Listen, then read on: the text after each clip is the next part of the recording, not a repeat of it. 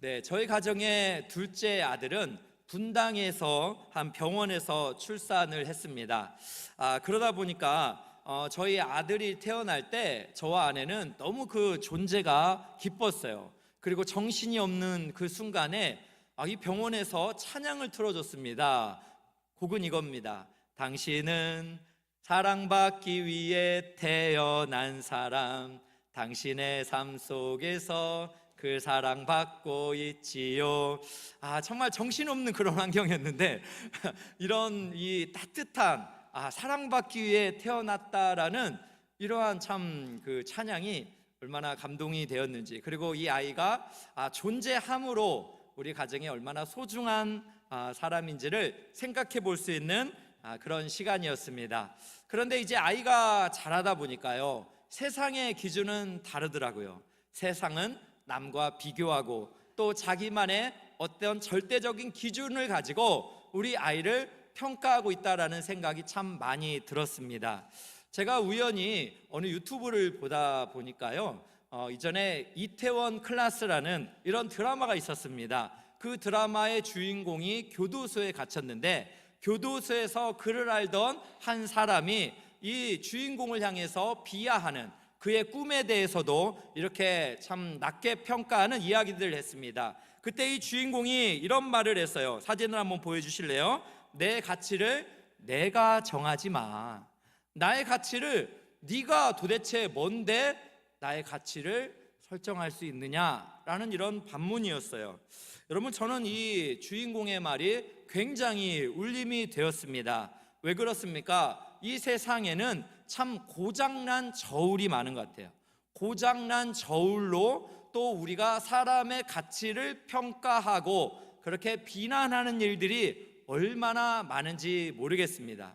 그렇기 때문에 저는 오늘 여러분과 우리의 존재 가치는 어디에 있는지 오늘 하나님께서 주신 전도서의 말씀에서 우리가 발견할 수 있기를 바라는데요, 오늘 11절 말씀을 한번 보겠습니다. 하나님이 모든 것을 지으시되 때를 따라 아름답게 하셨다라고 말씀하셔요. 하나님께서 천지와 이 만물을 창조하셨다라고 말씀하는 거죠. 여러분, 세상은 어떻게 말합니까? 빅뱅 이론이라고 합니다. 바로 138억 년 전에 특이한 점이 우주에서 폭발을 해서 이 세계가 창조되었다, 뭐 이런 이야기예요. 또 이 인간의 생명과 우주의 이 모든 것은 우연히 만들어진 결과다, 이런 말이에요. 또 우리는 뭔가 원숭이인가 이런 데서 이렇게 진화되어진 존재다라고 이야기를 하니까, 여러분, 우리의 존재 자체가 얼마나 허망합니까? 그러나 여러분, 성경은 분명히 이 지점에 대해서 성경, 즉 맨 처음이죠, 창세기 1장 1절에 이렇게 말씀합니다. 태초에 하나님이 천지를 창조하시니라. 아멘. 이 태초에, 이 세상이 있기 전에 누가요? 하나님이, 저절로가 아니라 주어가 하나님이 이 세상을 창조하셨다 선언합니다. 우리 하나님께서는요, 천지 만물을 지으시고 또 사람을 창조하셨습니다. 그 내용이 에베소 2장 10절에 있습니다. NLT 성경으로 보니까 우리는 하나님의 걸작입니다 라고 이렇게 말하고 있습니다. 걸작이라는 것은 뭔가요? 뛰어날 걸자잖아요. 그러니까 뛰어나게 잘 만들어진 존재다라고 말씀하는 거예요. 사람만이 이 세상과 다르게 유일하게 하나님의 형상을 닮아서 창조되었다라고 말씀하는 거죠. 그런데 여러분, 이 창조의 순서를 보면 하나님의 사랑이 있어요.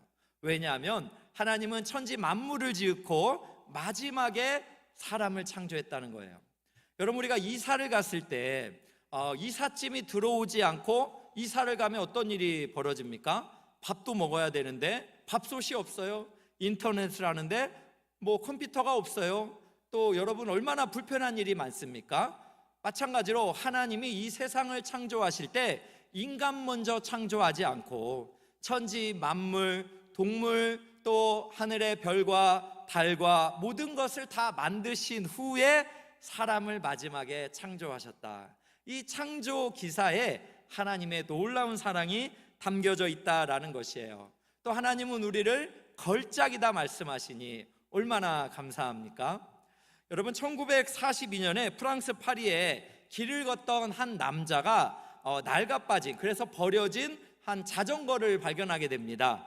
그래서 이 남자가 이 자전거를, 쓰레기죠, 보면서 이 안장을 뜯어내고 또 핸들을 뜯어내면서 딱 붙여서 뭔가를 만들었어요. 바로 황소머리라는 작품을 만들었는데, 결국 이 작품은 50여 년이 지나서 런던의 한 경매장에서 293억? 네, 293억, 놀라진 않죠. 네, 이렇게 낙찰이 돼요. 여러분, 이것을 만든 사람이 누구냐 하면 바로 파블로 피카소라고 합니다. 여러분, 사진을 한번 보여주시면 좋겠는데요, 굉장히 황소머리라는 제목을 가진 이 작품이에요. 누가 만들었다고요? 우리가 알던 바로 피카소입니다. 여러분, 이처럼 누가 만들었느냐에 따라서 이 존재의 가치가 293억이 될 수 있다니까요. 그렇다면 여러분, 우리 사람은 누가 만들었다고요? 천지를 창조하신 하나님께서 우리를 만드셨습니다. 할렐루야. 그렇기 때문에 우리의 존재 가치는 위대하신 그 하나님의 형상을 닮은, 하나님의 사랑 가운데 창조된 하나님의 걸작품이다라는 것을 여러분 믿으시기를 축복합니다. 여러분, 그래서 우리는 우리 존재 가치를 하나님의 창조에서 발견합니다. 또 우리의 존재 가치를 어디서 발견하냐면 바로 예수님의 십자가에서 발견할 수가 있습니다. 여러분, 우리가 모나리자라는 이 작품을 또 잘 아시죠? 굉장히 값비싼 그림이어서 값을 매길 수가 없다라고 이렇게 이야기합니다. 그런데 여러분, 이 모나리자라는 작품이 굉장히 값어치가 있지만, 그러나 천지를 창조하신 하나님께서 그의 사랑하는 아들 예수님을 이 모나리자라는 작품과 맞바꾸지는 않는다라는 말씀이에요. 여러분, 우리가 참 초코파이를 하나 사더라도 1,000원이라는 값이 정해져 있으면 1,000원이라는 값을 지불할 때 초코파이와 맞교환이 가능합니다. 마찬가지로 우리 사람이라는 존재는요, 하나님께서 그의 사랑하는 독생자 예수님하고 우리를 맞바꾸셨어요. 어디에서요? 십자가에서 예수님을, 우리의 모든 죄를 다 짊어지게 하시면서 우리와 맞바꾸시는 사랑을 우리에게 보여주셨다라는 거예요. 여러분, 이 안에 하나님의 사랑이 있고 우리를 향한 존재의 가치가 있어요. 모나리자 작품이 아무리 비싸도 하나님이 맞바꾸지 않는다니까요. 그러나 우리 스스로를 우리가 아주 그렇게 하찮게 여겨도 하나님은 그 아들을 우리와 맞바꾸신다라는 사실입니다. 여러분, 그렇기 때문에 우리는 하나님의 창조 예수 그리스도의 십자가에서 우리의 존재 가치를 발견할 수가 있습니다. 그래서 여러분, 우리는 이 하나님의 창조와 십자가를 이렇게 참 발견하게 되면서 하나님을 믿게 되는 거예요. 이것을 전문 용어로 뭐라 하시면 은혜 받았다 이렇게 표현을 합니다. 여러분, 우리 기독교가 타 종교와 가장 큰 차이는 은혜입니다. 은혜. 타 종교는 자기가 열심히 노력해야 뭔가 목표를 성취하지만 우리는 그렇지가 않아요. 하나님이 먼저 우리를 창조하시고 사랑하신 그것을 받았기 때문에 우리는 하나님을 알 수가 있는 것입니다. 그래서 여러분, 우리가 하나님을 믿는 사람들은요, 우리가 두 가지를 기대하며 살 수 있습니다. 그 첫 번째는 무엇이냐면 하나님은 우리의 보호자가 되신다라는 말씀이에요. 오늘 말씀 전도서 3장 11절 다시 한번 보겠습니다. 하나님이 모든 것을 지으시되 때를 따라 아름답게 하셨다. 하나님께서 때를, 즉 타이밍을 정하시고 아름답게 이끌어 가신다라는 말씀이에요. 왜 그렇습니까? 마지막에 보니까요, 하나님이 하시는 일의 시종을 사람으로 측량할 수 없게 하셨다라는 말씀이에요. 이 말씀이 무슨 말이냐면 세번역 성경으로 보면 사람은 하나님이 하신 일을 처음부터 끝까지 다 깨닫지는 못하게 하셨다라는 말이에요. 무슨 말이냐면 사람은 한계를 가지고 있습니다. 그래서 하나님이 하시는 일들을 다 깨달을 수가 없는 것입니다. 그래서 때로는 우리가 참 원망하고 불평하고 또 불안해하고 두려움 속에 살아갈 때도 많습니다. 그러나 하나님이 우리의 보호자가 되셔서 때를 따라 아름답게 하셨다. 하나님이 우리의 모든 필요를 때를 따라 공급하시고 하나님이 이 역사를 주관하신다라는 말씀입니다. 그래서 여러분, 톨스토이라는 사람은 이런 말을 했어요. 인간의 절망은 하나님의 기회이고 인간의 끝은 하나님의 시작이다. 인간은 끊임없이 자기 안에서 절망하게 됩니다. 그래서 자기를 볼 때 계속 패배주의로 살아갈 수 있지만 그 인간의 끝이라고 시작되는 그 지점에 하나님이 보호자가 되셔서 시작하신다라는 말씀이에요.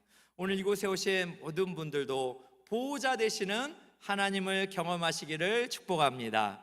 두 번째로 우리가 하나님께 기대할 수 있는 것은 영원한 생명을 얻을 수가 있습니다. 여러분, 우리가 참 노후 대책에 대해서 참 관심이 많지만 정말 중요한 죽음 이후의 사후 대책에는 너무나 무관심한 것 같습니다. 저는 장례를 섬기는 목사이기 때문에요, 슬픔의 장례식을 많이 경험하게 됩니다. 어린 아이부터 또 젊은 분들, 그리고 참 노년에 이르기까지 누구나 태어나는 것은 순서가 있지만 하나님의 부름을 받는 것은 마치 은행에서 번호표를 땡 하고 치면 부름을 받는 것처럼 하나님의 부름을 받는 것은 우리가 알 수가 없는 것입니다. 그런데요, 이 세상이 끝이 아니에요. 오늘 전도서 3장 11절에 이렇게 말씀합니다. 영원을 사모하는 마음을 주셨다. 하나님께서는요, 우리 마음속에 영원을 사모하는 마음을 주셨어요.